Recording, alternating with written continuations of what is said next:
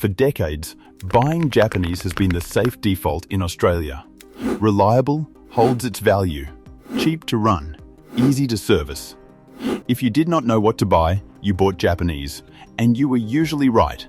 But that blanket rule does not hold in 2026. 5 specific Japanese cars on sale in Australia right now are genuinely risky purchases, and not because of opinion or brand snobbery, because of documented facts. A 1-star safety rating with an active recall, a model banned from import, cars from brands in genuine collapse, vehicles being discontinued with no replacement, and a used market already turning against them. This is not a video about bad brands. Toyota, Honda, and the right Mazdas remain among the best buys in this country. This is about 5 specific models to avoid, each with the documented reason and each with the better car to buy instead. Here they are. Number 1. The Suzuki Fronx. And this is the most clear-cut entry on this entire list because the evidence comes directly from Australia's independent crash safety authority. In December 2025, ANCAP gave the Suzuki Fronx a 1-star safety, rating one of the lowest scores recorded for any small vehicle, and among the lowest of any model currently on sale in Australia. It scored 48% for adult occupant protection and just 40% for child occupant protection. But the headline finding was worse than the score. During the full-width frontal crash test, the rear passenger seatbelt retractor failed, allowing the belt to release uncontrollably, and the rear crash test dummy became completely unrestrained and struck the back of the front seat. ANCAP took the rare step of advising that adult and child passengers should not travel in the rear seats of the Suzuki Fronx until the failure was rectified. Suzuki Australia issued a recall covering the affected vehicles. ANCAP's CEO Carla Horweg called the seatbelt failure rare and serious and noted the vehicle had already scored 0 points in that test before the seatbelt even failed because of high chest loads and high head acceleration on the child dummies. There is no nuance to add here. A 1-star car with a documented seatbelt failure and an active recall is not a car to put your family in. Buy this instead if you want a small Suzuki. The Jimny is a different proposition entirely. But for a small SUV in this price range, the Mazda CX-3, the Toyota Yaris Cross, or even the Honda HR-V are dramatically safer choices for similar money. Number 2. The Mitsubishi Eclipse Cross, specifically the petrol version. And the reason to avoid it is one most buyers do not even know about. In March 2025, the petrol Eclipse Cross was effectively banned from import into Australia. It could not meet the requirements of the updated Australian Design Rule 98 Clotto, the mandatory autonomous emergency braking standard that came into force in 2025. No new petrol Eclipse Cross examples will ever arrive in this country again. What remained was existing dealer and used stock. Here is why that matters for a buyer. A vehicle that the manufacturer can no longer legally import is a vehicle with no new car anchor to support its used value. Dealer investment in the nameplate stops. Buyer familiarity fades. And the model competes in the small SUV segment, exactly where Chery, Bide and JQ are flooding in with brand new, fully featured, 5-star safety alternatives at similar or lower prices. A used petrol Eclipse Cross is a depreciating asset in a segment moving fast in the opposite direction. Buy this instead, the Honda HR-V, the Mazda CX-3, or a genuinely new Chinese alternative with a full warranty and a current 5-star ANCAP rating. Number 3. The Nissan Qashqai. And to be precise, the Qashqai itself is not a badly built car. The problem is the brand collapsing underneath it. We covered Nissan's situation in detail in a previous video. Nissan fell as much as 7% in early 2026 and has dropped out of Australia's top 10 entirely. The Qashqai specifically is down 78%.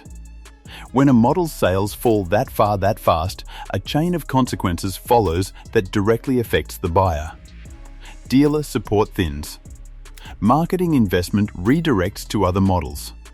The pool of recent comparable sales that buyers use to value a used example shrinks, and the resale trajectory of the vehicle becomes tied to the broader collapse of the brand, regardless of how good the individual car is.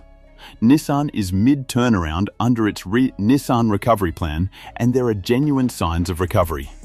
But buying the specific model that has fallen 78% from the brand that has fallen out of the top 10 at the exact moment of maximum uncertainty is a resale risk you do not need to take.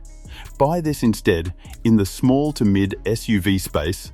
The Toyota Corolla Cross, the Honda HR-V, or the Kia Seltos all offer the same practicality from brands in a far stronger position. This channel tells you the things the Australian car market knows, but the brochure does not. Subscribe now. Every video we publish could save you thousands of dollars. Number 4. The Mazda CX-3. And this one needs care, because it comes from a brand we genuinely recommend, which is exactly why the specific problem with this specific model matters. The Mazda CX-3 is the oldest model in Mazda's entire Australian lineup. It launched in its current generation in 2015 that makes the underlying platform 12 years old. It has received facelifts and safety updates, but the fundamental architecture is from a different era of car design. And in March 2026, Japanese production of the CX-3 ended. Mazda Australia has confirmed it will continue selling the CX-3 from Thailand supply for this year and next, but the replacement, based on the Vision X compact concept, is not arriving before 2028.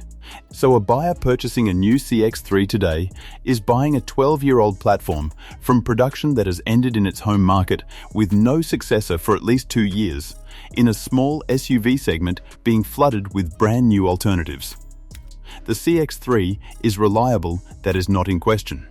But you are paying current money for a design that is approaching the end of its life, when newer, safer, better equipped options exist at similar prices.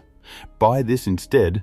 The Mazda CX-30, just one step up, is a vastly more modern vehicle on a current platform. Or the Honda HR-V, the 2026 best small SUV. Same brands you trust, current generation engineering. Number 5. The Nissan Pathfinder. The second Nissan on this list, which tells you something about the brand situation on its own. The Pathfinder has been discontinued from the Australian Nissan lineup in 2026. It was Nissan's large 7-seat family SUV, competing against the Toyota Kluger and Kia Sorento. The mooted replacement is the NX-8, a large plug-in hybrid SUV sourced through Nissan's Chinese joint venture, but it is not confirmed for Australia. No price, no arrival date, no specific local launch plan. For a buyer, the Pathfinder combines two of the risk factors already covered on this list. It is a discontinued model, like the Eclipse Cross, no new car anchor for its used value. And it carries the brand collapse risk of Nissan, like the Qashqai, a discontinued large SUV from a brand that has fallen out of the top 10. In one of the most fiercely contested segments in the entire Australian market, is a vehicle whose resale will be benchmarked against a deep field of stronger alternatives. Buy this instead. The 7-seat segment is loaded with excellent options. The Hyundai Santa Fe, named 2026 Car of the Year by Chasing Cars, the Kia Sorento, or the Toyota Kluger. Any of the three is a fundamentally safer purchase. 5 Japanese cars to avoid in Australia in 2026. The Suzuki Fronx 1-star ANCAP and an active seatbelt recall. The Mitsubishi Eclipse Cross petrol banned from import. The Nissan Qashqai down 78% from a collapsing brand. The Mazda CX-3, a 12-year-old platform with production ended. And the Nissan Pathfinder discontinued, with no confirmed replacement. But here is the most important point in this entire video. This is not a case against Japanese cars, it is a case for choosing the right Japanese cars. The Toyota RAV4 Hybrid retains 81 to 84% of its value at 3 years. According to CanStar's Redbook data, the strongest in its class. The Honda HR-V won Best Small SUV for 2026.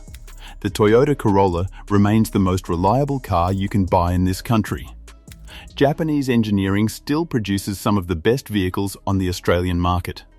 The skill is no longer just buying Japanese.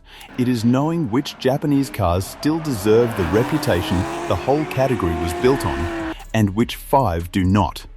Subscribe now. Every week we show you exactly which cars are worth your money in Australia and which ones are not.